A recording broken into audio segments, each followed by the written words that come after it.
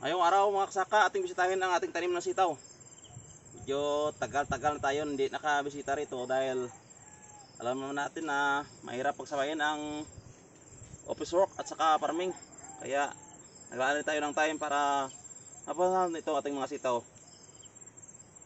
So makita natin na dami ng bunga ang ating mga sitaw.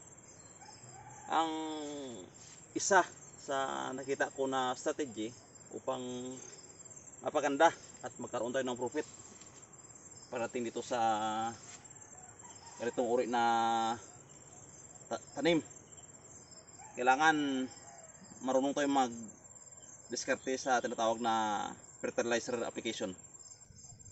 During sa bata pa lang ito ating masitaw ay naglagay ako ng nitrogen bilang pampataba. So gumamit ako ng urea.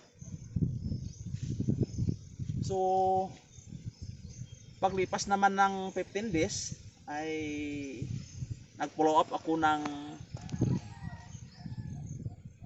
triple 14 at saka urea. Ini-combine ko yun.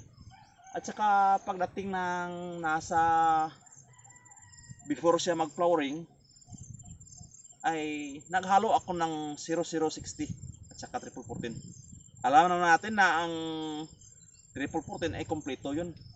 May 14% nitrogen, 14% phosphorus, at saka 14% potassium. At saka yung 0060 ay 0% nitrogen, 0% phosphorus, at saka 60% potassium. So inihalo ko yung triple 14 at saka 0060. So ang kalabasan ay nagkaroon talaga ng maraming bunga.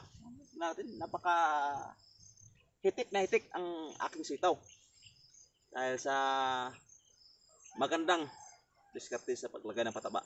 So yan dapat natin tandaan mga kasaka, dapat maging aware tayo dahil kung mag-more lang tayo sa nitrogen, ang lalabas sa ating tanim ay maging mataba siya.